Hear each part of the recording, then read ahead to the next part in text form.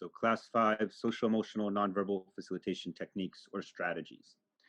Last week, we looked at the composition, which is a choreography that's intended to be delivered without interruption. And because it's delivered without interruption, that this constant exchanging of objects is how we create a frequency with our participant, right? A shared frequency of information, similar forces, similar timing, right? And that gives us the basis for a lot of our influence, how we communicate. When if we can change intensity, what that means of communication, because I can give you more energy or less energy, and your body will imitate that behavior because of synchronization, or which is that tendency for people to harmonize with each other if their frequencies are within a certain range, right? If I'm clapping at a certain frequency within a range that you are clapping, we will harmonize with each other without thinking. Unintentionally, we will start to clap at the same frequency. So that's our main vehicle for sort of how we engage. But there are certain points, particularly when we're introducing new information, when we're asking people to change their previous patterns of behaviors, where we can observe resistance. So today's class is going to be taking a look at those types of resistance that you can expect when facilitating, and what other additional nonverbal strategies we can use to help our students overcome those challenges without actually stopping the activity or trying to avoid it, or even without even making them aware that they're being corrected at all. So by the time the student finishes the composition, they think they did it perfectly. They have no awareness that they ever made any mistakes, because we never tell them that, but we still correct them. So that's what we're going to look at today. And then we're going to be looking at that last step as well in the composition, the horizontal, when the person goes solo. I told you that there's a common tendency for people to become overstimulated by that first experience of juggling on their own, because now they're having to self-regulate all the sensory feedback information. So we're going to look at some strategies of how to assist people through that process as well. Class structure, we're going to review the points from last week, so we're fresh on that. And then we're going to introduce the new material, have some activities, some experimentation and practice, and then feedback and reflection, usual. And then even though now the classes are going to start to be less technical, now the material is going to get less technical and more sort of like personal, because now we're really focused on the delivery aspect of it. So no, I don't think today's material is intimidating, but in some of the other classes, things like notation, spatial sequencing map, the terminology, a lot of it can seem intimidating. And I just want to reassure everyone before I begin that it's always intended to be playful and fun. And every class we end with these activities, I'm able to see that you can implement. And if you can implement, then that's what gives you power. You know, the ability to explain all these ideas is not where your power comes from. It's your ability to deliver. Okay, so to review the topics from last week, we looked at the primary composition, which is a choreography that applies the theory of process formations in sort of an educational model. So understanding those different relationships, understanding it's our goal to develop and have a person experience all of those relationships. Now we design a composition that guides them through all of those experiences. So that's part of its intention. It's also designed, its choreography is also designed around sort of like the psychology and like the tendencies of human behaviors to respond to certain stimulus in certain ways. Like it was a lot of trial and error, took a lot of work to develop that. And it's a very helpful tool. You are not required to use this in your own practice, right? This course is intended to show you the optimal, you know, the highest level of development that we've come up with so far in terms of how to make juggling accessible for everyone, right? Even if you don't use it in your practice, I really suggest, or I expect all of you to at least learn it once in your life, to experiment with it for you know, at least a period of time in your life, because you learn everything I taught you in this class, everything I explained in this class. If you play with the primary composition, you're gonna see it. You're gonna understand it a lot more clearly, and then I think that creates a foundation for a lot of facilitators to go off in different directions. You know, and I'm always telling people, I don't expect you to imitate me. You know, these concepts are models, right? So everyone should be creating in the future in their own directions. But I really I feel the primary composition is sort of the best learning tool facilitators have as well for themselves. It's intended to be delivered non-verbally and without interruption. Um, the reason we don't want to have interruption is because we need to create frequency. That's how we manage our communication. But it's also because of the state of mind we're trying to create, which is global activation. And for that, it's a byproduct of flow. We need to have high level stimulation without interruption for an extended period of time. That's part of our formula for creating the stimulation. When I begin to juggle, I'm constantly juggling. I'm not, I can't stop the juggling and then, and then I'm not juggling. I'm not experiencing it. So that's one of the reasons we want to keep it going. And then nonverbal, there's two reasons for this. The first one is accessibility. Not everyone communicates or comprehends information verbally. So if we are not able to deliver this facilitation or this material in a way that is nonverbal, then we can't claim to be accessible for everyone. So that's a primary reason we deliver nonverbally as well. And then the other reason we do, what was the other one? It was comprehension, oh no, communication. And then there's another reason. So many reasons for things. Where I lost my train of thought here. Tend to believe non-verbally and without interruption. We go without interruption for the frequency, non-verbally. Again, non-verbally for the state of mind that it creates as well, and sort of the psychology of the learning, the position that it puts the learner in.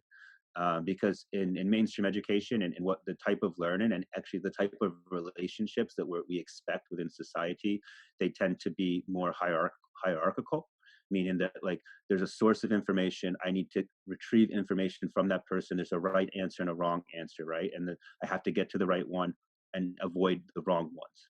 Whereas in this situation, because we're not giving them any explanation, any instruction, we change that dynamic. It's common when you begin when you sit down with a person. I think I said this last week, especially high functioning adults, that when you roll them the ball, they'll ask you for what they should do with it. They ask you permission before they take an action, and then as you begin to play with them, they want to know if they're doing it right. They want to know if they're winning. They want to be in control, right? And they want to have this. They want me to give them that relationship that they're used to. I will give you the answer. You can do it the right way. And that's not what we do, because when I don't communicate with these people, what they end up having to do is start to depend on themselves, start to look for themselves to answer, become a problem solver, become a solution finder, because we are not teaching them. So when I speak, if you speak, it's gonna create that relationship, and you will observe in participants, they will look for this from you. So, some people, it makes them very uncomfortable when you don't provide that, because that's their comfort zone. That's how learning occurs. Learning occurs where you give me knowledge, and then I know what the safe answer is, and I do it. This is not that environment. I don't give you knowledge. I give you a space where you have to explore and discover the answers yourself. So that's another really important, and it makes a big difference, I think. It's a much healthier way to learn. It can be stressful at first for some people, can create anxiety, but you can regulate the experience for them and make sure that it's positive. And then they come away from that being like, that was a different experience than I've had before, and maybe they'll learn to continue, you know, that approach to learning might appear in other parts of their lives as well. Hopefully, we hope, right?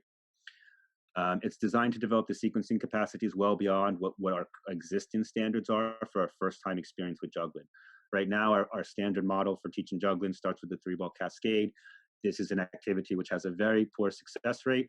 And then beyond that, you're only really exposing someone to one sequencing relationship of juggling in a first time class session. So even if you were successful at that, your highest outcome is you've only developed one of the sequencing relationships. Whereas the primary composition takes us through all of the sequencing relationships and allows the person to apply it in a way where it's more, where they're using it as a language, where they're changing in between sequencing relationships. It's just fluid. There's no barrier between them. And that's what we achieve with the primary composition. And in most cases, it takes people less than 15 minutes to deliver. For me, it's usually about 10 or 12. And that's a lot of development in a really short period of time. We can use the primary composition, for inclusive, for being, for functionality, and we can use it as a tool to teach people to do toss juggling. Our traditional idea of juggling. It's the same idea. It's just a different way to express it. So in order to achieve this, in order to maintain constant engagement, we have to be really aware of how we are communicating with our participant. In particular, it's the sense of touch. We are using tactile communication strategy. We start off with what we call a balanced tempo. Balanced tempo is when I'm mimicking the force and the timing of my participant. I'm watching their hands and I'm rolling at the exact moment that they roll, and I'm trying to use the same amount of force that they do. And I know how much force they're using because I'm receiving their balls. So my body, it's very easy if you let your body receive that information to just imitate it back. It's like when we hear sound, we can imitate it. We're programmed for this. So we start off with that. That's sort of our handshake, like, nice to meet you. Now we're synchronized. So now we're synchronized. Now you'll imitate my behavior. Now I can influence your behavior. Um, I think this can be pretty surprising at the beginning when you start to play this way, how much control you have. And I want to emphasize too that we need to be careful with this because we can, we have control of the stimulation, but we can also easily overstimulate. And this is a common mistake as well. I see beginner facilitators make where they get so excited about how able they're influenced and they push their students too hard and too fast and they keep getting interruption. They start off, they're going really well, and then it gets interrupted because everything gets too fast and too energized. So we need to control this. We need to keep a steady emotional regulation with the sensory feedback information. And we're doing this by varying my force, my distance between me and you, and the timing that I use. But really, the timing is determined by the force and the distance. So those primarily are my things that my stimulations that I have. What's key to be aware of here is that in many situations, or not in many situations, but it can happen. I think probably more so with people who are not physically disabled, people who lack physical disability, they're the ones who tend to get overstimulated more because they can manage the motor control, right? And in those situations, it can be helpful to separate the forcing from the time. And the way we do that is if we want our person to increase their tempo, we'll shorten our distance. So we'll increase the speed, but we'll soften our force because that gives them sort of divergent sensory feedback. The human body has a natural tendency when it moves with more speed to also move with more force. And that's what we see in traditional sport, right? That's the art form of traditional sport. Jump the highest, run the fastest, hit the hardest. Whereas in something like dance, an art form, you're developing an awareness with space where you're able to move rapidly or move at whatever speed you want with whatever amount of force you want as well. This is a different capacity, and this is what we learn to develop in juggling as well. And that's the strategy we're applying here. By increasing the tempo and softening the force, we're giving conflicting sensory feedback information, which is allowing the person not to become overstimulated. And then we increase our distance, and then we go with force. And that's something that's going to make a lot more sense once you start to experiment with different people. For me, it really feels like playing a musical instrument, and everyone has a different frequency. So I'm trying to figure out that frequency. It's like how much pressure I push to get the right amount of pressure back. Like, when you blow into an instrument and you have to find that balance between where's the note, it works the same way as that, but with human beings, with the energy of other people. And then the end result of this facilitation, if we're successful in delivering this, is we should expect, or we are trying to help the person enter what we call a flow state or global activation. And because this is what we recognize as being the experience of juggling, right? This is the state of mind that juggling produces that is unique to only the activities that are similar to juggling, and that is where we see the most dramatic impacts in terms of cognitive changes in the brain. Is from this state of mind that it produces, and this state of mind is relative to each person. It's not related to skill level, which is really important as well, because it means anything I do on the juggle board, as long as we're triggering the same state of mind, we're getting the same impact. It doesn't matter if you juggle 7 balls or in the air or 3 balls on the juggle board. It's relative to your experience. Everyone's key to enter this state of mind is relative to their own experience. There is no one key, which makes it universally accessible. So the strategies to do flow state, the ones we talked about that are important for us to understand, relates to the zone of proximal development, which is an idea that describes the area in a person's learning between what they're able to learn on their own and what they're not able to learn on their own, or what they would fail with, right? And we use there's a classical graph of this with the skill level on the y-axis and the skill level on the x-axis and the challenge on the y-axis. And the idea for the zone of proximal development is to use it like a grid, to always be matching what is my student's skill level, what is the highest trick that they could perform right now with my assistance, and to put them in the right place. Like, that's what makes good teaching strategies, your ability to recognize where your student is in their development process and identifying the next step that is within their zone of proximal development. Because we are facilitating without interruption, because I have constant communication with you this way, I'm getting awareness of how you're performing, and I'm in control of the challenge. We are able to keep that person. We're trying to find that space. You can feel it in your facilitation. You want to be right between the place where they're about to fall they're about to fail, but we don't let them. You never push them past that point. That's what creates this peak stimulation. And then we maintain that stimulation. So you're getting adrenaline, you're getting dopamine, you're getting all the chemical precursors that you need to experience a flow state. You are creating a distorted sense of relationship with time because you are engaged with an anti-entropic sequence in relationship of orbital events. And you have peak performance. So it's very common for people to respond by having a flow state experience. Because another thing is, in order to solve these problems, these equations that we're sending at them, these overlapping frequencies of information, they're not able to process that information linear. You can't. You have to, at some point, in order to process all that information, the brain has to change the way it's operating. It has different formats that it can operate in, and when you're dealing with that much conflicted information, it cannot process linear. One of the ways we recognize, one of the ways we're able to determine and do our evaluation, is the person experience global activation or are they not? It's not always obvious to tell, and it's a spectrum as well. It's not like there or not there. But there tends to be a moment in our facilitations when we become aware of it. And we recognize it when you are increasing the challenge, when you really feel like the person is getting pushed to their limit, like you can't go any harder, they're going to collapse. We tend to see a lot of frantic behavior in that moment. The person starts to respond with imbalances. In one moment, they were doing okay, and then I got too close to their zone of proximal development, and they start to have imbalances in the force that they use and the timing. It's like hard, fast, slow, da, da, da. It's very chaotic. And I push them and push them. And if I can maintain that for them without them failing, if I can maintain them at that level of stimulation without failure, then it feels like a storm that just stops suddenly and all the information becomes balanced. So I'm getting all different information in one moment, and then suddenly all the information is the same.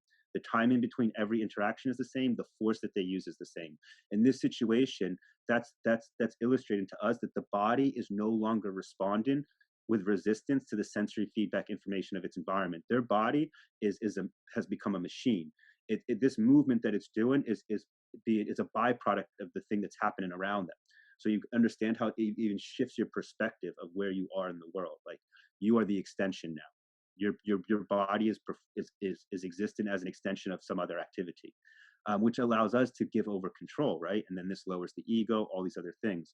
So this is what happens when we facilitate the primary composition. You will observe it yourself. The thing to be aware of is keeping them at that level of challenge as long as you can. If you get good at that, you're gonna find a lot of people go from like resisting you to really quick developments, and it becomes exponential as well, because when they enter that state of mind, we can throw so much information in there so much faster. Cool.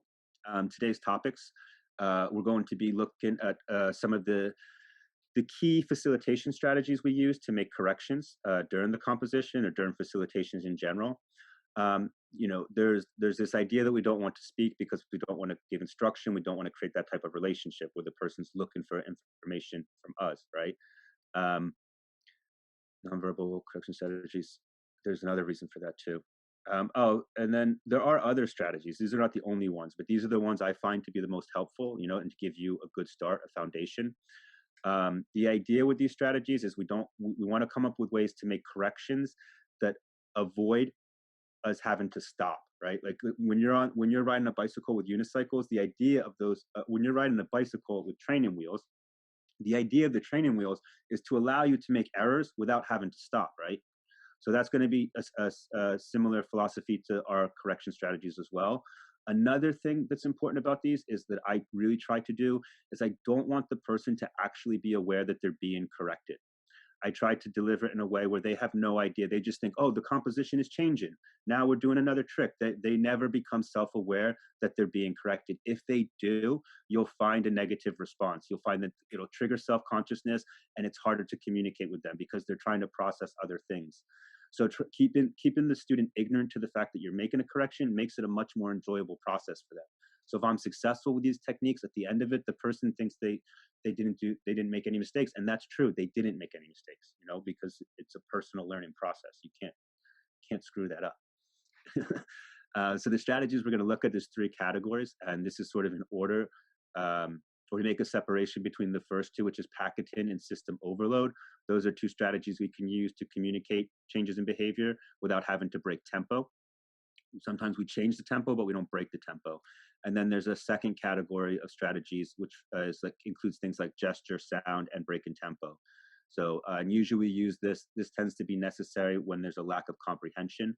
That's when I need to use that strategy, but it's my last resort. It tends to be the most effective. It's the most accessible strategy for everyone. I know gesture, sound, and break in tempo always works to communicate my ideas, but I use it as my last strategy because I don't want to lose frequency. So we're going to break down those three and get a chance to practice, and then support and independence. And then we're going to look at that last phase I talked to you about, when the person has to learn to self-regulate the sensory feedback information. And I mentioned how that's definitely more of an emotional learning process than it is a cognitive or physical. So in this situation, we need to take a slightly different approach to our learning model. We're not really instructing anymore. We're looking for the right environments, because they're on their own and they have to get it on their own. So we're going to be taking a look at different strategies we can use during that last phase of development for people who are having trouble to form the sensory relationship, because that's the last element. When they're on their own, the only thing left they have to develop is the sensory relationship. But that sensory relationship has a tendency to cause overstimulation for many different reasons. It can be whatever from different people's backgrounds. It's not my job to say why. It's my job to figure out how to fix it. Cool. Let's go.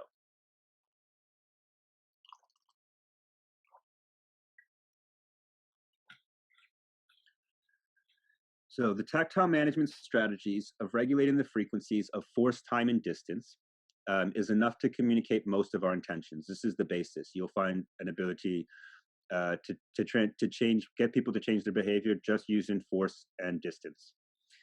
However, there are some moments within the composition where additional communication strategies are needed to ensure comprehension from all participants.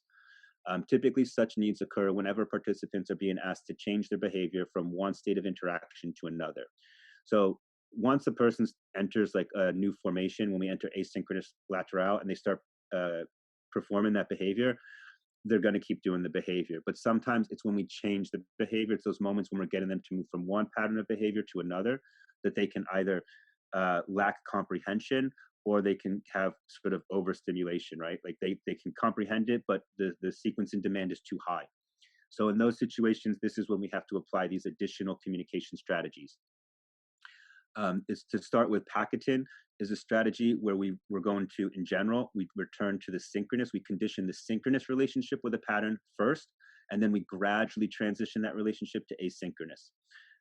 Overloading the system is a strategy when we do the opposite of what I told you in terms of not overstimulating the person by using too much force and shortening the distance at the same time, right? In this situation, that's exactly what we do. We increase the force and timing intentionally to cause overstimulation in hopes that the person might respond more impulsively and correct their error. And then we have break in tempo, which is the same like dance, it's the same way you would teach dance. You would teach the steps without tempo, and then you would gradually increase the tempo and develop the sensory relationship with the sound after you knew the steps, right? A lot of these teaching strategies and these solutions become super obvious once we accept the fact that we can control the timing of juggling. If we're not able to control the timing of juggling, then we're at the mercy of it. But like with music and dance, we can control the timing of music and dance, which is why those are more accessible activities. I can learn to sequence each of those things without having to engage with the sensory relationship, right? So it makes it a lot easier to enter. And we're going to take a look at those things now. And then the last one is really about, put sensory isolation there. I should put like more like sensory environments, different, we're going to look at sort of self-directed activities that students can do, like, trying things with their eyes closed, applying these strategies for themselves in the end is what we'll take a look at. So to start with, let's take a look at this resistance. We tend to see the resistance tends to happen when the person is when we ask them to change their relationship with space or time, right? So here, this is an asynchronous tempo. And the hands at the bottom are the facilitator, the hands at the top are the participant. The timing of every pattern should change sides, left, right, left, right. This is pattern 4. In pattern 4, I told you, it's the first pattern that they're required to cross their midline. And in this situation, because we tend to prioritize our relationship with space over our relationship with time, A person could be behaving asynchronous with pattern 3, pattern 2, and pattern 1, but when I ask them to cross their midline, then they go back to using the same hand twice on one side of the body and then the same hand on the other side of the body. They change this relationship with time, and they go to left, left, right, right. This is not good. This is not good because it's not causing information to change sides the way that asynchronous does, right? Um, and it's not good because this is a tool that conditions behavior, and we can condition good behavior or bad behavior, right? It works both ways. So when we see the person respond this way, we need to give them a chance to see if they can correct on their own, but within a really short period of time we need to start using strategies to change that behavior, because the longer that behavior continues, the harder it makes a job to correct it, because every time they repeat, it lights up that signal, and it's creating a different pathway. It's strengthening a different pathway that it's not helping us. All right. So that's going to be the mistake that we're going to be looking out for when the person starts to use the same hand twice, and how we make that correction.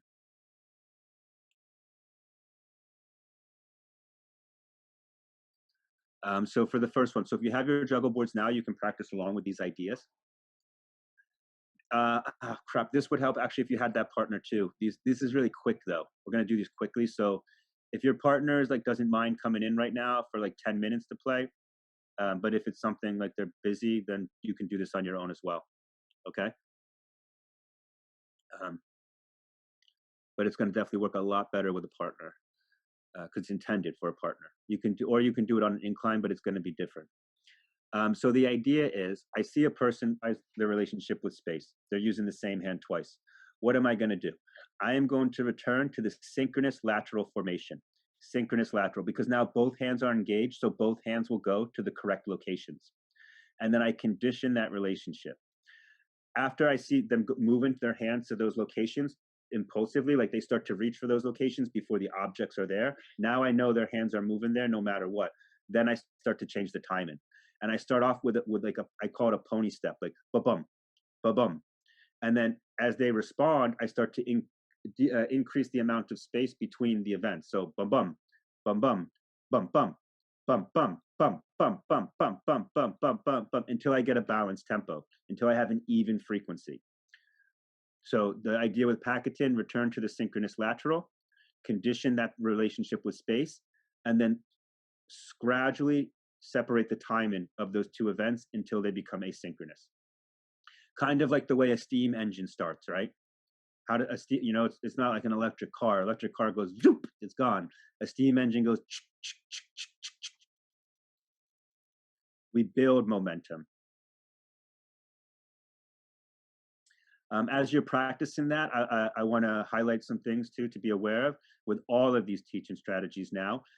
They require the student to collect sensory feedback information before they can respond.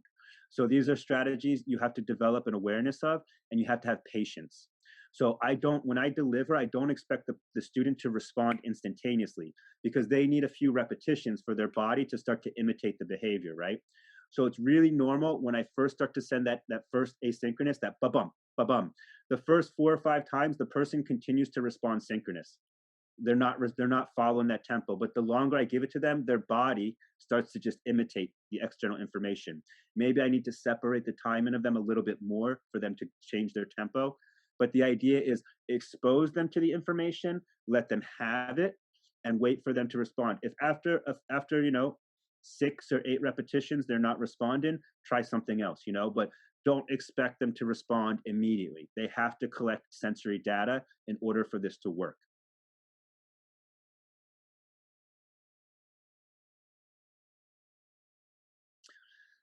And we find the patterns we tend to need to use this strategy the most on is pattern 2, because when you go asynchronous on pattern 2, the people can use the same hand always on the midline, because pattern 2 has a 1 in it. It's 23, 41, 23, 15.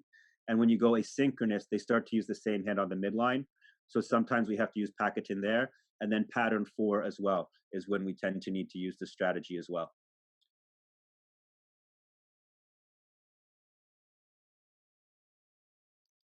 And these really take time. Like, you have to practice with different people, because the thing is, if you go too fast, Another thing that will happen is maybe the person starts to respond. You see them, they're going with you, bum, bum, bum, bum, ba, ba, ba, ba. And then in one moment, they stop and they go back to synchronous. This can happen. It's what that means is it means you accelerated the too fast.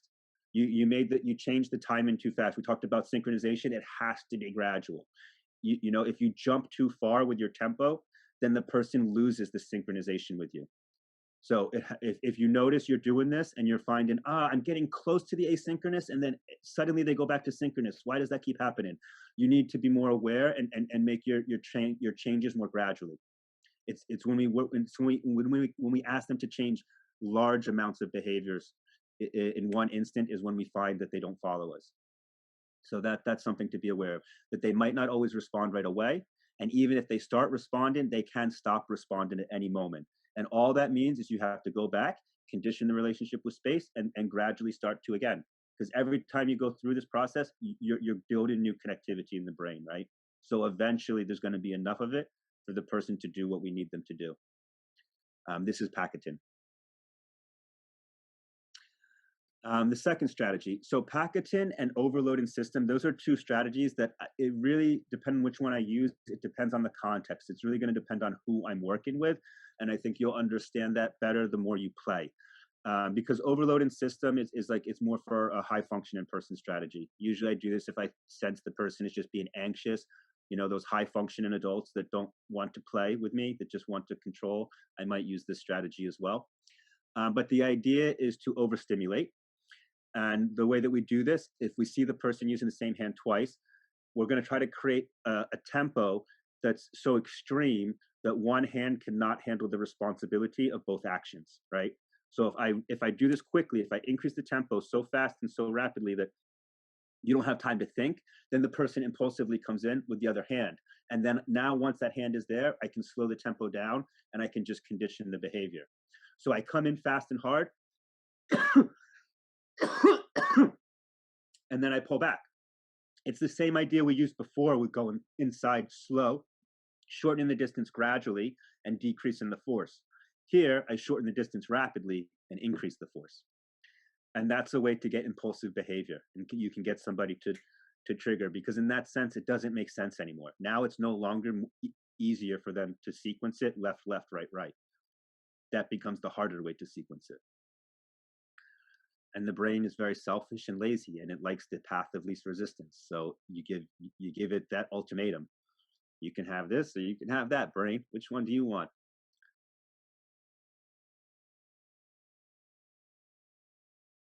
But this again, these are strategies that these are more skills now. Not again, these techniques they require skill. You have to have good self-control.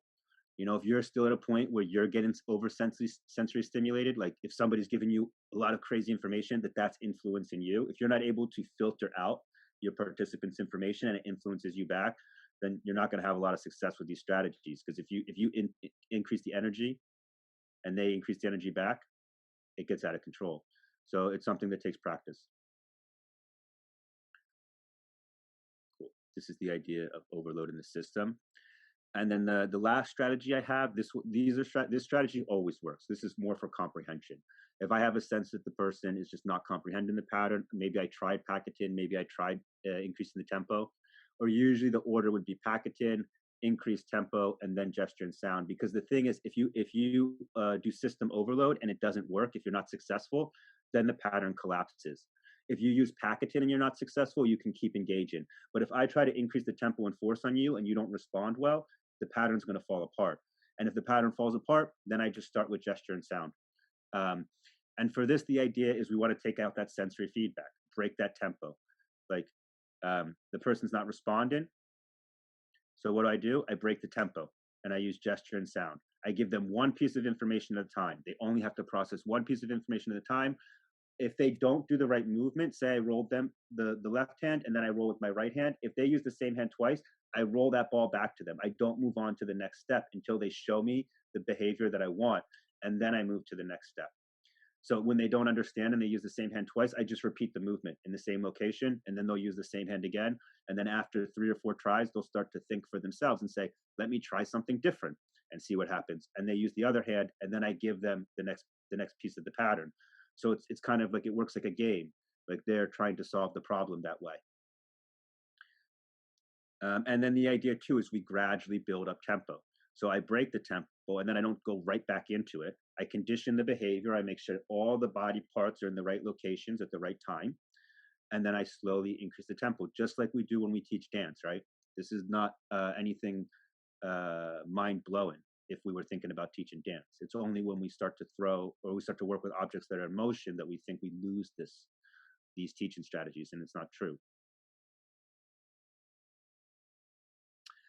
With the sound, something I like to recommend is if you're gonna, so I don't give, it's not instruction, I use sound effects. Like I'll go like beep, bop, tick, tock.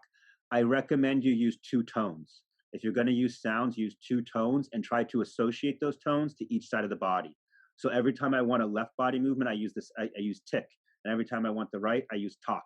Tick, tock, tick, tock. Because what that's going to do if you're using it, it's going to create more sensory context. It's going to create association with sound and a certain side of the body, you know, because then that gives me potential later on to do things like tick tick tock, or tick tick tock tock, tick tock tick tock. It's another communication strategy you can develop. So if you're going to use sound, you might as well start to put that foundation there for you if you wanted to play. Use that as a communication strategy later on. Two tones to help create context. And these are strategies that are always going to work. So this is great. It's good news because it means like you don't have to be afraid when you try the packet tin, when you try the system overload. If that doesn't work for you, if you're not successful with that, you always have this strategy.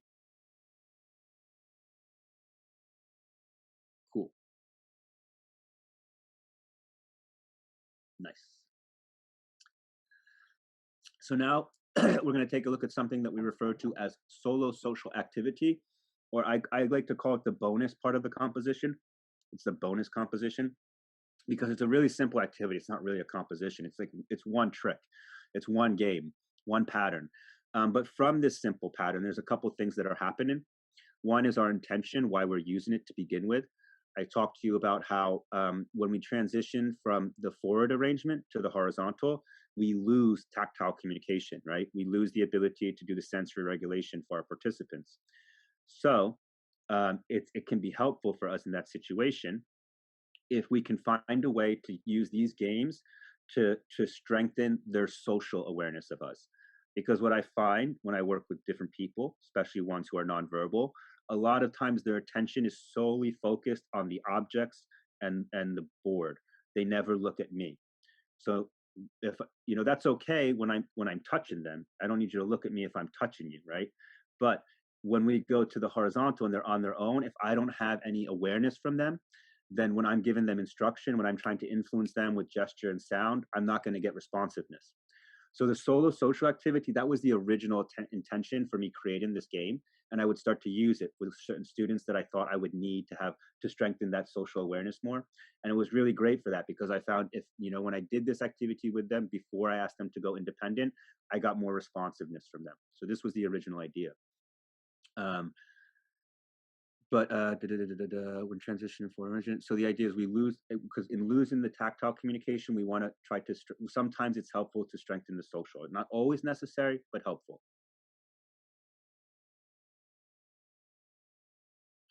Um, and the way that we do this is we create this system of play called solo social activity, which is a bit of an oxymoron. But that's the idea. It's supposed to be something in between. We want them to be solo. We want them to be independent, and we're always looking for ways to transition those experiences. Um, The way that this activity begins is super simple. You start off by encouraging your participant to roll the ball back and forth to themselves from one side of the juggle board, and you go to the other side of the juggle board. And then you do what we always do, which is we imitate their behavior. So as they roll that ball back and forth to themselves, I want to act as a mirror. I want it to feel like those two balls are connected to each other. Like they're stuck together. As one moves, the other one moves. The more you can do this to create a mirrored version of what their behavior is, the more it will encourage them to imitate you back, right? We talked about this and how that works. It's super effective. So the idea now is like it's like having a metronome. This game is we are using a tactile metronome. Rolling a ball back and forth creates a frequency. Tick, tock, tick, tock. And many it can be helpful too if you're working with different populations who need more support to have a metronome. Or in this situation, I often use music to help me as well because it is only one ball, so the stimulation is pretty low. So sometimes it can help keep people moving more if you put music on in the background. And then you'll observe the rolling of the ball will be harmonized with the music. They'll roll the ball to the same frequency tempo as the music that they're listening to, because that's what the brain does. It constantly imitates the sensory feedback information around it. So in this situation, we're able to take advantage of that, and we're able to create a game that allows me to strengthen my my communication with the student in non-tactile ways, and open up a whole bunch of new material that really acts as a jumping off point for like clinical intervention platform. We use this activity a lot. I use this a lot in clinical settings, and you're gonna find out why. So the thing is, I'm standing on one side of the board, you're standing on the other. We're both rolling our balls. We're harmonized. We have the same frequency, right? I'm a mirror of you, but I don't have tactile communication. So I'm limited in how I can get you to change your behavior. So the first thing we have to do is because they tend to be looking down at their hands, right? Now I'm responsible for all the balls. Now they're more focused on the balls than they were before. You know, when you had some of the responsibility, okay, it's not as much pressure, but now I'm responsible. So all the focus is down. And what we want to do is we start off by putting our hand into their field of vision. If the person is looking down, I put my hand in line with their ball. Wherever their ball is, I'm going to put my hand on the opposite side of their ball. And I'm just going to place it there. Again, we don't expect people to respond instantaneous. They don't know what's going to happen. So as they're rolling their ball, I start to show them my hand, and they look at my hand, and usually they look at it a couple times before they figure out. Majority of people will start to contact your hand afterwards. If they don't, if they're still not understanding, usually what I'll do is I'll just reach out and I'll do like either a soft squeeze or a gentle touch with my fingers, something just to kind of create a sensory response for them, because just touching their hand, and then they'll respond afterwards by then contacting my hand, right? So it's the idea of explaining them. This is because they need to understand the rules of the games, right? In most situations, people don't need explanation, but just to be aware, they're not going to touch you right away. Just keep presenting it and see what they do. If they're still not responding, gentle touch, get that hand to move, and then you start to turn that into a contact point. What's great about having this contact point is that we can control the force of it too. So especially when you're working with like nonverbal, sensory processing disorder people, spectrum disorders, things like this, we can get human contact, and I can control like repetition, condition of you being comfortable with me touching you. So this is like, it opens up, it's such a small idea, this game, but it's so beautiful in all the little things that it achieves. So we start off by just rolling one ball and clapping and touching hands back and forth. Now I have contact with you. So now I have tactile communication. I'm going to use this tactile communication to get the eye contact. Really simple strategy here. You walk your hands back, because if you're touching my hands, you're looking at my hand. So if I move my hand back now, I was on your side of the table, and now my hands are over here, and now the person is reaching for me. That's showing a responsiveness, right? That's showing an intention. When I'm right in front of you and you touch my hand, it's one thing.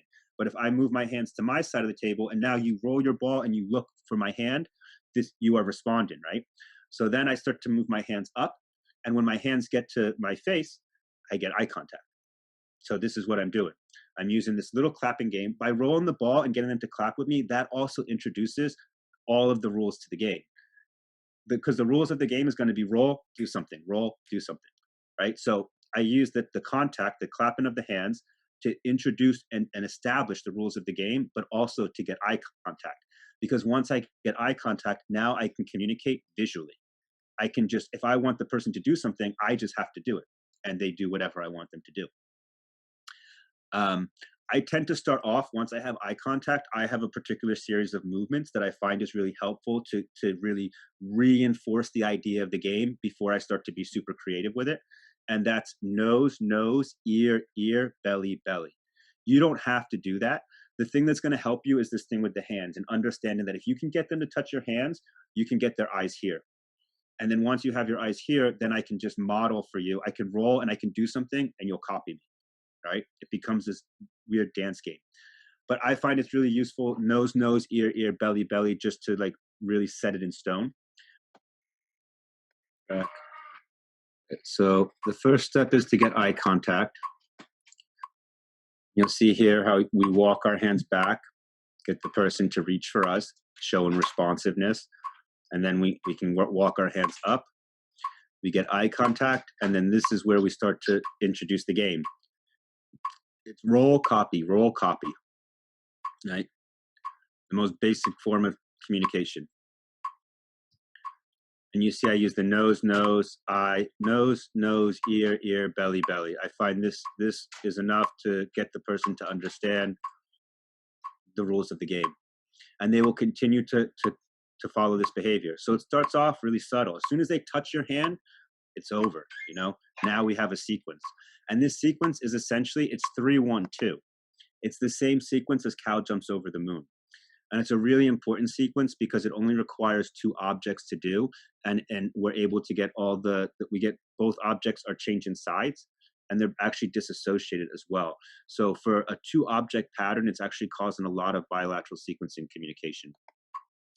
And then from there, once we establish the rules of the game, we can play. And we explore with body movement. So this is what I meant when I said we start to present opportunities to do partnerships for other outcomes. I use this activity a lot when I'm working with like sports therapists, occupational therapists, clinicians. Their goal is repetition, right? And this is a game that allows me to get a lot of repetition while changing sides, but also to communicate a wide variety of body movements as well, because we're using such a simple structure of play. So if I'm working with someone nonverbal and I need them to do a complicated movement, I can get them to do that by building up that movement, by starting with something similar that's small, getting them to copy me and building as we go. It's almost like using dance as a tool, as a facilitation tool as well.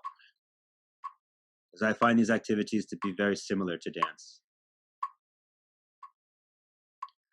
We like to work with the ring a lot when we play these games. You're really free, and we encourage you to play with all sorts of objects. But in general, I really recommend rings. Like if you're working with different types of human beings, like you should have a supply of rings with you, because this shape is very helpful. Like for example, when you see like when we pass under the leg, it gives a range. So if I have more flexibility, I can grab with my hands close together. If I have less flexibility, now I have a range that I can develop with. And you can put it on your body and off your body. It has negative space. What I really like about the ring when I partner with other therapists is how it allows me to control not only where the arm is, but also the positioning of the wrist, right? Because this shape, the way it's formatted, so I get, I can tell, the doctor can tell me where they want the arm and what position they want the wrist. So I can end up having them decide where the arm is in relationship to the body and what position their wrist is. So I have a very I'm really able to control and influence their behavior very accurately with such a simple system of play. And I think from the outside it looks so simple, but I stress so much for all of the facilitators that if you only take one game away from this entire seminar, that it should be this one, because this will give you hours of entertainment. And it will give you it's social as well, so everybody loves it.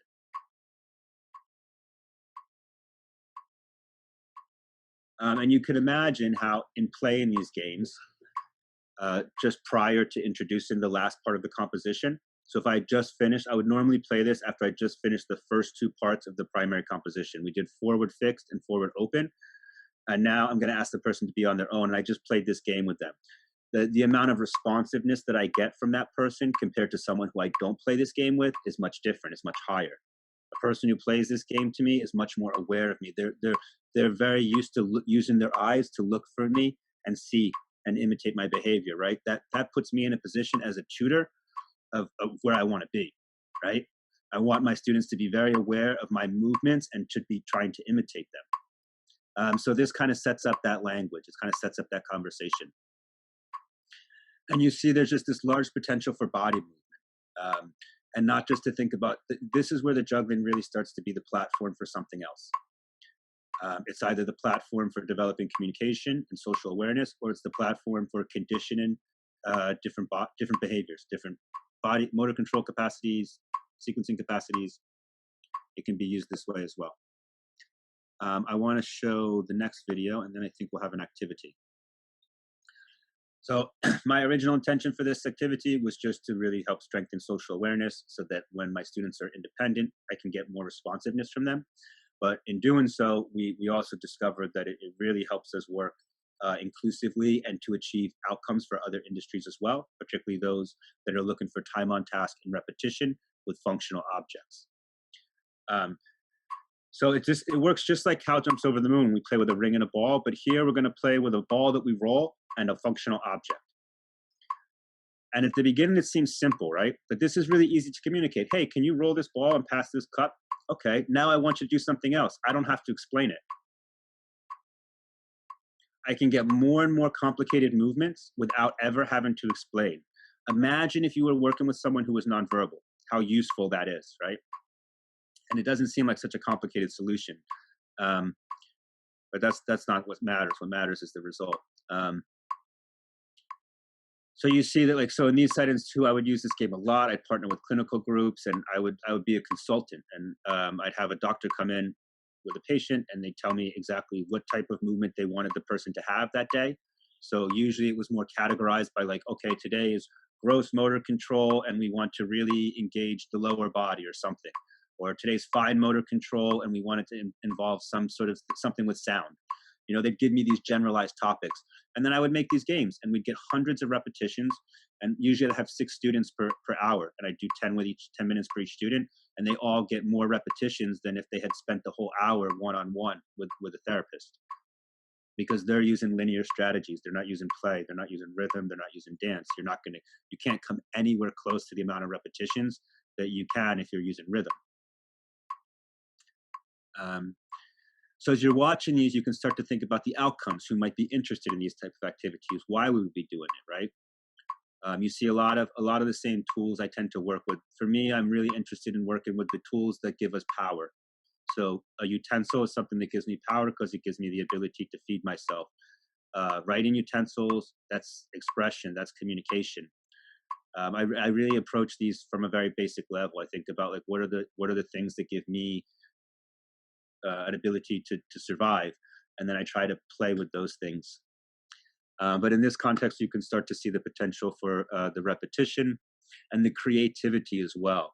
This is why this one game is really hard to imitate on your own, because it's just play, it's improvisation. It ends up being it's really nice when the student is able to make suggestions to you as well, because when we're doing the Ford arrangements, we are making all the suggestions, and we start this game, I'm making the suggestions, you now have an understanding, I do something, you copy me, right?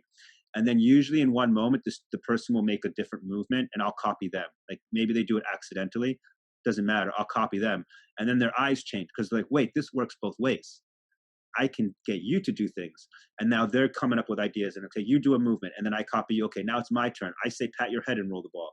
Okay, I say, snap your fingers, and we go back and forth this way as well. So you see how that's strengthening that type of communication when you let them use it as well is really empowering, especially if they're nonverbal, because then this becomes vital.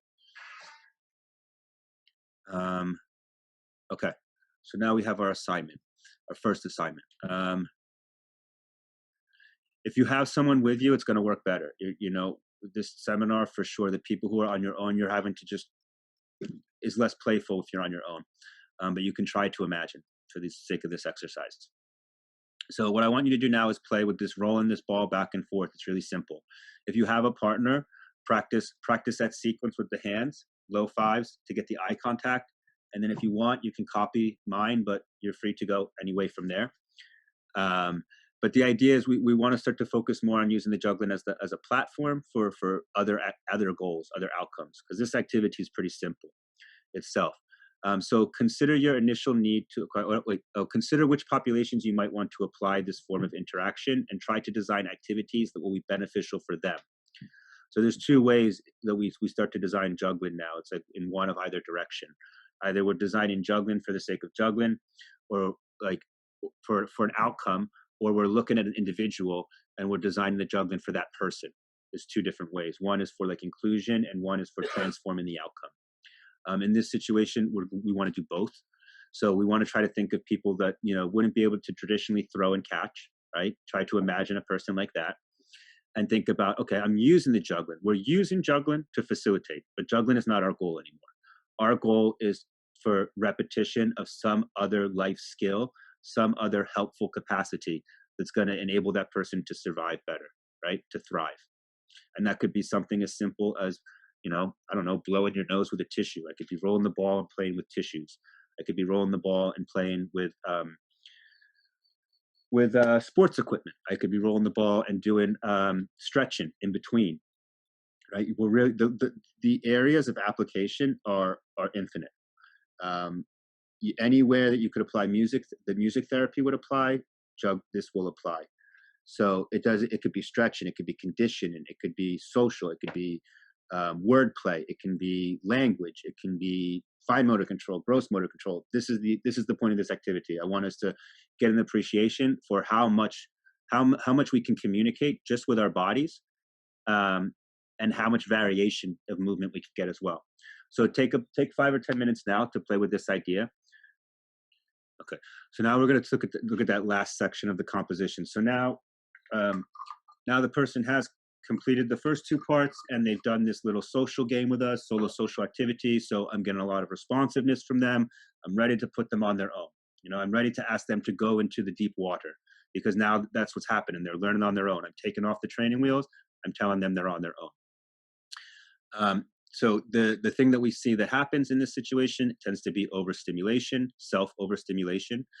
And this is the result of inability, or not an inability, but they haven't yet learned to harmonize, or to regulate their sensory relationship. By the time students reach this level, we know this, right? Because we've done the theory of process formations and we looked at the structure of the other parts of the composition. I know they have exceeded the sequencing capacity needed to do the next tasks. The things that we are asking them to do are actually less challenging sequence-wise than the things they did before. So that helps us understand and identify what the real learning challenges are, right? So this is important as we go through. We have to check off our list. It helps us understand where the challenges are. Is this the challenge? Is that the challenge? So many times when people tell you they can't toss juggle, they say it's because they're not coordinated. If you have the coordination to throw and catch one object, that's the only coordination you need, because that's the only motor control you use. The reason you can't toss juggle 3 balls is because that's a different capacity. It's not motor control, it's sequencing. So this is why so many people fail. You're developing too many capacities at the same time. So in this situation, we isolated those capacities. We know they're developed. The only thing left that's going to get in someone's way is this sensory regulation or anxiety, hyper anxiety that we observe as well, which is a byproduct of the stimulation.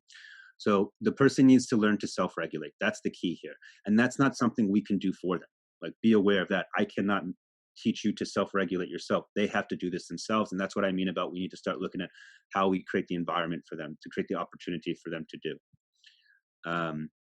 Because it has a tendency to lead to, the overstimulation leads to hyperactivity. And I'll show you what that looks like. So can be quite often a person starts off pretty cool. All right, I got this. And then what happens is, they start to get faster and faster and faster. And then they're just being aggressive with themselves. They're not being even sensitive towards themselves in this situation. They'll either start at that rate, or they'll start calm and they'll build up. So, and that's that you see the hands, they're really tense with the hands. The hands hit the objects. They don't absorb any sensory information from it. They're not trying to have a sensory dialogue with this activity. So this is what we tend to see. And now we're going to look at how we have the person learn to manage that information. So from the beginning, initially, the best way to support this period of adjustment is really just to encourage your students to stay calm and to take their time in the learning process each step of the way. So I'd see too, usually when I present the person with the horizontal activities, I try not to demonstrate them first. Because if they see me do the pattern, like I do the 3-ball cascade, then they're going to try to imitate that frequency that I used. and that might not be the level that's right for them. So a lot of times people come in and they say, okay, I'm going to do 5 balls. I'm going to do them really fast. And it's like, you don't have to do it fast. You can slow down. But this is still new for people to understand that about juggling, you know? So a lot of times they come in and they try to go at this really high level. And really my job or my focus is just helping them understand, like, you have this control in this in-learning environment, use it to your advantage. You know, start from a place that you're comfortable with and build up, rather than set a challenge for yourself that is outside your zone of proximal development, right? If they're having this sensory overload, it's because they're trying to perform the task at a level that is outside their zone of proximal development. So my first step is get them to calm down enough to try to set a level of challenge that's more appropriate for themselves. Additional influences such as gesture and sound, or, you know, those are my go-to as well. I do snapping and pointing just to add context, more context to what they're doing. What's really important to understand, though, at this level of learning is that all of the sensory feedback information the person needs to continue the learning process on their own is now present inside the activity. So we are not needed. That's the important thing to understand. Whether you support someone through this process or not, they have everything they need to keep learning independently. It's like having training wheels. So even if I'm doing the cascade, if I do it bad, if I screw it up, you don't need to correct me. The activity itself is giving me feedback now. So it's important in this level too, like, not to be like, really step back, really give space for them. And that's what I mean about creating environments is better than instructing. It's about finding the spaces they need to be in to develop those relationships. So the only thing left to focus on now is our ongoing emotional support of their personal learning process. It's not really a technical process. And then these strategies tend to mirror the same strategies we used in the primary composition for helping with comprehension. So the first one is, we talked about that formula solution: anti-entropic sequence, orbital event, harmonized by space and time, right? The harmonization part is the sensory part. If someone is struggling to regulate this activity, it's the sensory part. So what do? We take out the sensory part and we have them sequence the activity static. I say, stop trying to keep these balls moving. Just roll one ball at a time for me. Only roll one ball and then roll another one. And then as you feel comfortable, then you can increase your tempo gradually. And if you have a person do this, there's less likelihood that they'll get overstimulated, right? Because every time, even though they're not responding to the sensory feedback at first, they're still sequencing the relationships, which is strengthening those connections in their brain, which is giving them more capacity, which is giving them more space to process sensory information, right? So we have to get them to that level first.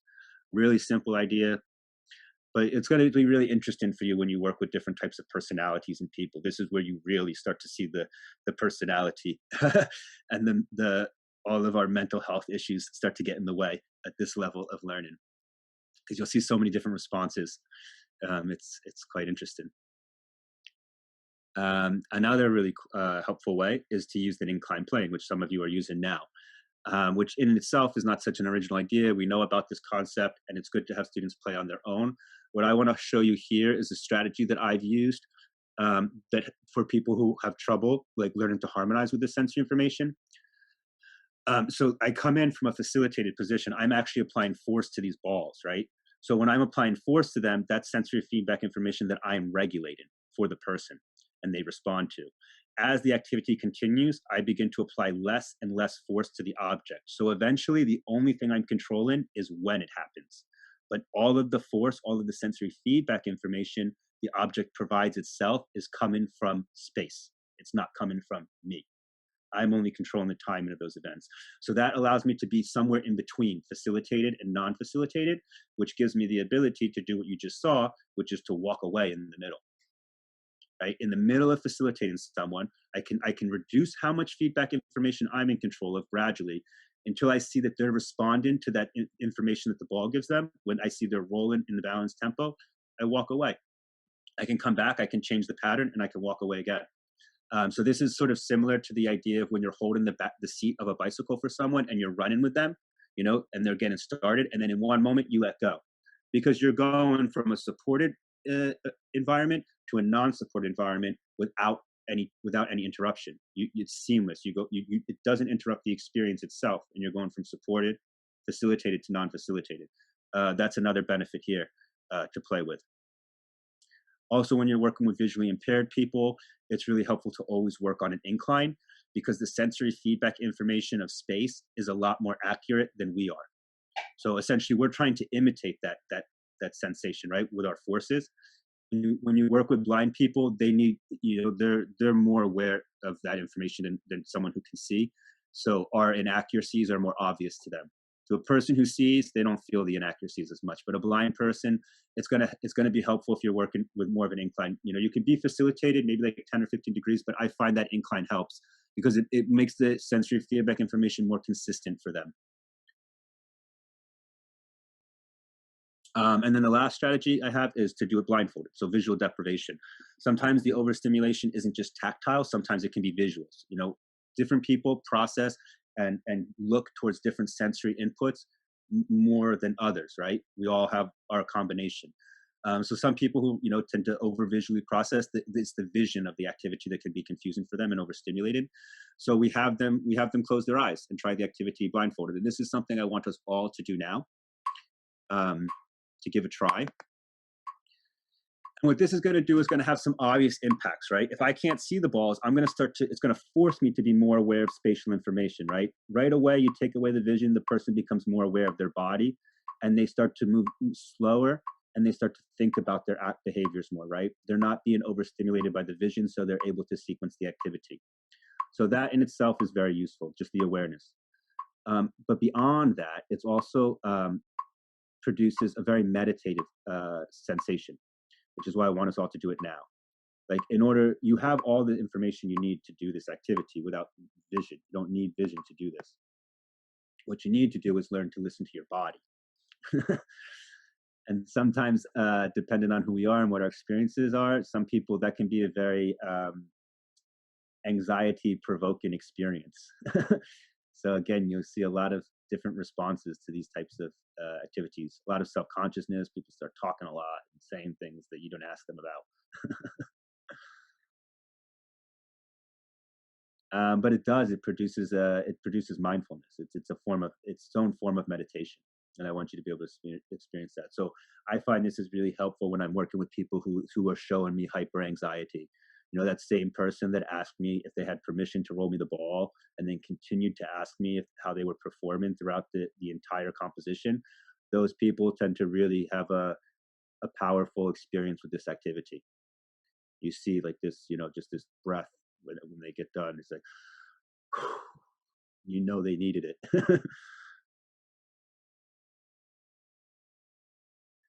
Some strategies for yourself if you're having trouble. Number one, you have to stop each ball. You can't smack the ball. You have to stop the ball because that's how your body is going to get the information it needs to do this task. If you're not stopping the ball, you're not collecting it, you're not getting the information you need.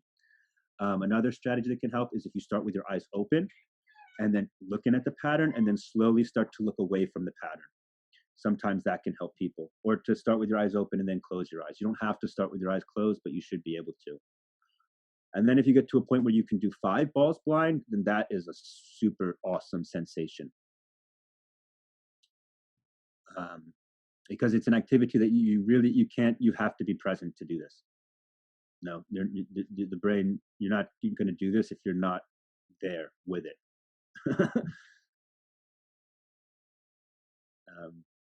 Which again, sounds like something not that big of a deal, but it is for a lot of people. More advice. I'm seeing hesitant hands. It might go against your intuition because you're not sure where everything is, but it does help too if you allow your body to move with confidence. So just even if you don't try to be so in control, just let your body do what it does. Like allow yourself to move with confidence. If you do that, your body will be better than if you're trying to like be careful, just go for it. Cool. Awesome. We are going to move on. So those are the strategies I have for you in terms of like making sure we close the deal, right? We did the composition. We know the first 2 sections of the composition. We have our facilitation strategies for, and it's just this last section now that we've really been focused on today about using solo social activity to help us strengthen our communication with the person before we ask them to be independent, right? So that's going to give me more responsiveness. And then we have these other sensory things or sort of context learning things like, you know, if the person's struggling, have them take away the tempo, have them work static, let the balls come to a stop, just sequence the steps of the dance and then build the tempo. Or to work on an incline, to start to play with my ability to give you information and then let you play with information on your own. And then to take away vision, because a lot of people overprocess visual information. We rely on it. We use it. It's our number one go-to, but it's the least accurate of all of our senses. Like it's the easiest to distort. Um, but it gives us, and it's a bit slow too. Like touch is much faster. Um, okay, so so that's the idea. If we completed the composition, I know that they can manage all the sequence and relationships of juggling, including things like Mills mess, right? Like really complex sequence and relationships that I would not normally expect a person to do after one session of juggling. And they can do it, they can manage the sensory feedback information of that experience on their own because they did horizontal. Those are the things I know have happened. From this point, I can take that student and I can go any direction I want with them. I can choose to develop them because these sequencing relationships, it's not just beneficial. It doesn't just support you as a juggler. It supports you as someone who moves their body in space. So you could be using, if the person decides, I really like sequencing these relationships, but I feel I'm more of a dancer and I'm going to use this training experience to benefit me in that way. They can do that. Or if they're a juggler, or if the goal could just be, if the person doesn't have the capacity to throw and catch, that might never be a direction for them. They can just continue to move and evolve with whatever they want, but in a different direction now, right? That being said, for us as circus teachers, it often is our intention to get people to toss juggle, right? That tends to be one of our goals. And it's a great goal because when you're toss juggling, this is the highest stimulation because the sensory feedback information from space is raw.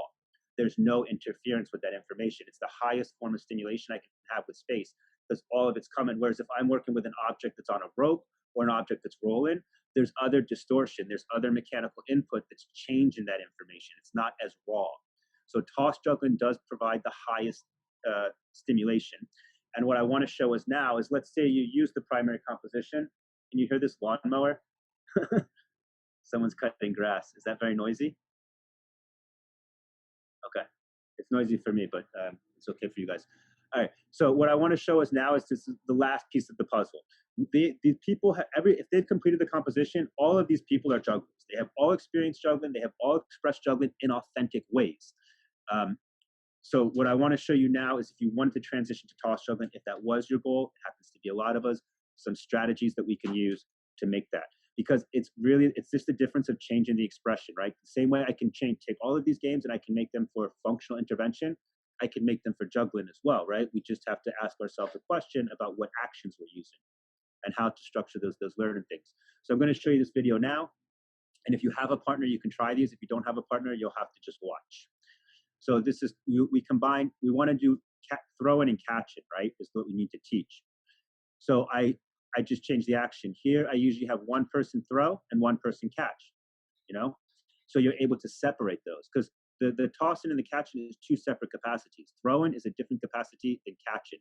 So usually I'll start off, I'll let the student throw, I roll, they throw, and then after they get really good at that, then they roll and I throw. So they change. We develop the catching separately than the throw is really helpful while they're still doing sequencing. So using this strategy, it can happen that students develop the ability to pass ultimates, synchronous and asynchronous, 6-ball ultimates, before they learn to cascade 3.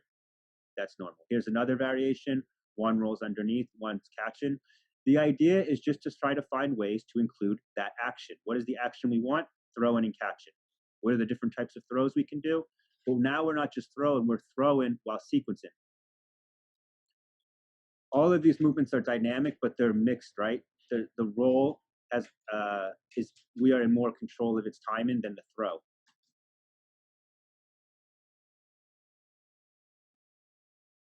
Another variation is where you pass the ball back and forth to yourself. So it's like a 1. This would be like equivalent to, like, I don't know, 6-1, 6-1 or something. I don't know. Slight swap. So we're getting more motor control. We're developing the motor movement that we want. Time on tap, conditioning the motor movement. We've already taught them to juggle. The only thing we need to do is teach them to throw and catch. So you can do, this is one version lateral, and then there's another version where it's bilateral. So you do a cascade, 3-3-0, right? 3-3-0, 3-3-0 for the site swap people. Self, self, pass, self, self, pass. This is a 3-beat. This is a 3-beat pattern.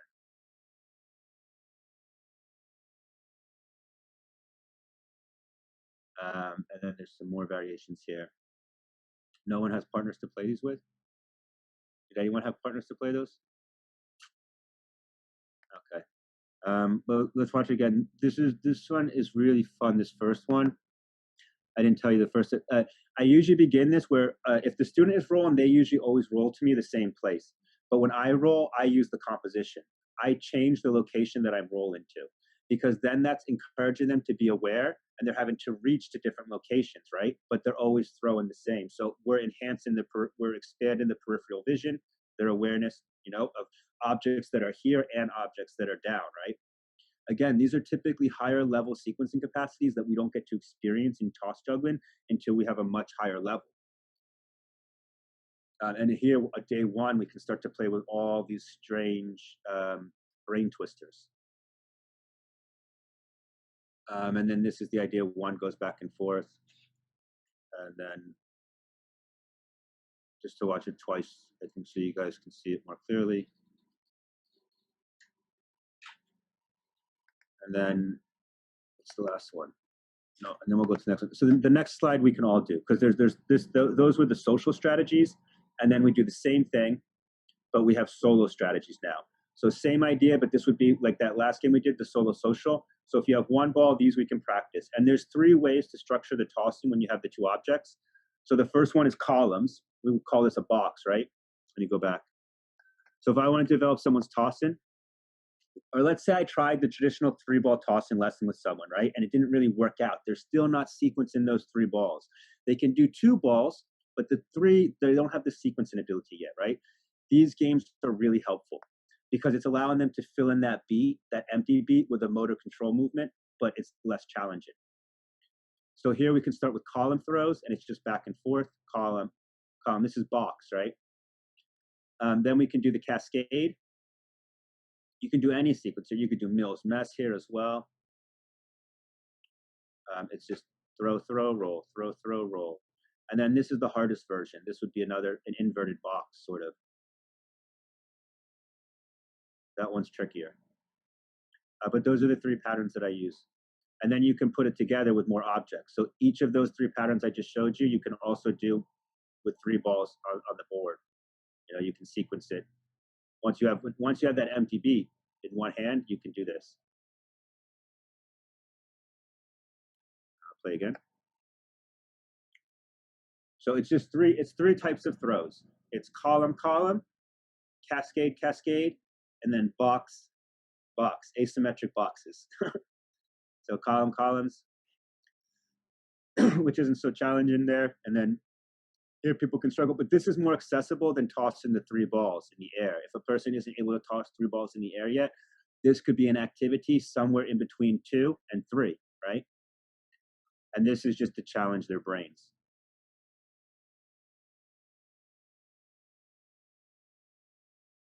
And then you can do with 3. This is technically the site swap for this would be 6x4. This would be 6x4. I think someone was asking me about that before.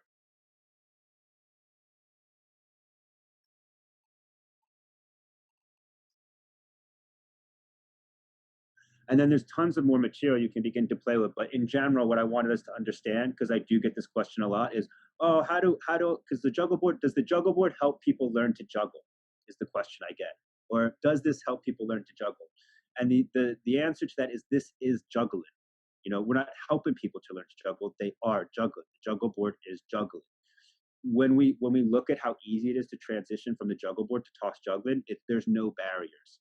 It's effortless. You just have to say, okay, same sequencing material, same system of play, but I want to make that movement. Just like if I wanted to get someone to be good at pouring cups of water, I would play juggling with them, but I would use that movement if I wanted to become a better water cup pourer. Same way, if I want to become a better toss juggler, I just include that movement into my system of play. But the key thing to understand is this: they are juggling, whether they throw or not, your students are experiencing juggling. Like, do not have that misconception that this is like juggling or it's a support tool for juggling. This is juggling. If we want to throw and catch, we can do that. See, it's effortless. It's just easy. You just change the movement. Um, so anytime I have a student that doesn't have success the first time with the 5-step toss juggling method, I take them. I do a 10-minute session with them with the primary composition. Maybe play a couple catching games. Boom, they get the toss juggling. Even sometimes it's common for, like I said, 6-ball ultimates or 4 ball columns, asynchronous or synchronous. I've had students who that ends up being their first pattern that they do toss juggling prior to the 3-ball cascade, because it's, for whatever reason, it's simpler for them. We don't have to, there is no start point anymore. We've made it much more diversified. Okay, cool. So this class it is a little bit shorter, but I'm hoping that we have time to have some talk too, because this is the last class, and now we're going to talk about how things are going to go tomorrow. So this would be the chance for Q&A. But just to do a quick review, none of these strategies are that complicated. It's just that because they're so sensory related, right? Everything comes down to sensory stimulation. We are using these strategies to trigger a certain stimulation. So this is something that requires accuracy and self-control as well. And it takes practice, but you should start practicing now, right? You got to start doing it to feel it out. The main strategies that we use during the composition, if someone's lacking comprehension or showing resistance to a change in behavior, we use packeting, system overload, gesture, sound, and break in tempo. Packeting is when you condition a synchronous relationship with space first. So if a person doesn't respond to the asynchronous or the bilateral version of a pattern, I will condition synchronous lateral to get those hands going to where I need them to be and to create an association with those locations. And then what I do is I separate the timing gradually. Boom, boom, boom, boom, bum, bum, bum, bum, bum, bum, bum, bum, bum, bum. With system overload, we are going against our traditional intentions here of not overstimulating, and we are trying to intentionally overstimulate the person by shortening the distance and increasing the force rapidly. Sometimes this can allow the person to respond impulsively and bring the other side of the body in if they're not changing sides. But if it doesn't work, then you're going to have a break in tempo. The pattern's going to fall apart if it doesn't work, which is fine because our backup strategy is gesture and sound, and that always works. We took a look at some of the different strategies we use for the horizontal. The key thing in the horizontal is being aware of what the student has access to now and what our role should be. So the whole thing about that last part of the composition they're having to really develop their sensory relationship. That's when they're learning to manage their sensory relationship with juggling independently. And the key barrier there is that can cause overstimulation for someone who doesn't have experience with that yet. So we need to really focus on keeping them calm. We need to recognize that the sensory information they need is not with us, it's in the activity. So our goal is figuring out how to give them access to that game on their own. The basic strategies tend to be more emotional, getting the person just to calm down, just to chill out. Because a lot of times they set expectations for themselves that are like someplace that we didn't tell them was, and they're trying to do it harder than they are able to. They're going outside their own zone of proximal development. So in this stage, it's really about reminding them, trying the person to humble themselves, to say, look, start from the beginning. If you start from the beginning, there are no problems. If you try to start someplace that is not your beginning, you're going to have problems, right? So it's a really good moment to try to emphasize that, because that's what they've been experiencing the whole time through this facilitation method. So this independent is kind of a good moment to highlight to them, hey, look what I did for you. Do that for yourself and you won't have problems. And then there's other strategies like taking away the sensory feedback information itself, working on an inclined plane, and visual deprivation. Anytime you're working with someone that's showing a lot of self-consciousness and a lot of anxiety and resistance to this style of learning, the people who ask questions, the people who want you to give them a sense of control, learning to juggle with your eyes closed is so healthy for those people. It's so healthy and they need it. And I encourage you to be observant as well when you work with those type of people, how they respond, the type of anxiety they show you as you're trying to get them to do that thing, and then what their energy is like afterwards. I think there's a lot to learn and there's a lot to benefit from that activity. And then, oh, I didn't add this because that tossing part, that's the new part of the class. Now I added that in this week. So then the other thing we did was to look at the tossing, which is no difference than how we design for functionality or how we design for tossing. Tossing could be a functionality depending on who you are and what your intentions are, right? And I wanted to see that we have those two potentials now. Like I can take juggling and I can design it in two ways. I can design it to go cross-disciplinary. I can create juggling environments and apparatus where juggling is intended to be a platform to support something else. And then I can design juggling environments and apparatus where it's intended to make the activity itself more inclusive and more accessible. Those are the two general areas that we designed for now. And with tomorrow's class, what I want us to be able to do is have assignments where we do both of those, where we have one activity where everyone's going to design for functionality, for using juggling as a platform to facilitate something else, and then we'll do feedback. And then we have another activity where we're designing to make juggling itself accessible, right? So using all the strategies that we talked about were our goal now.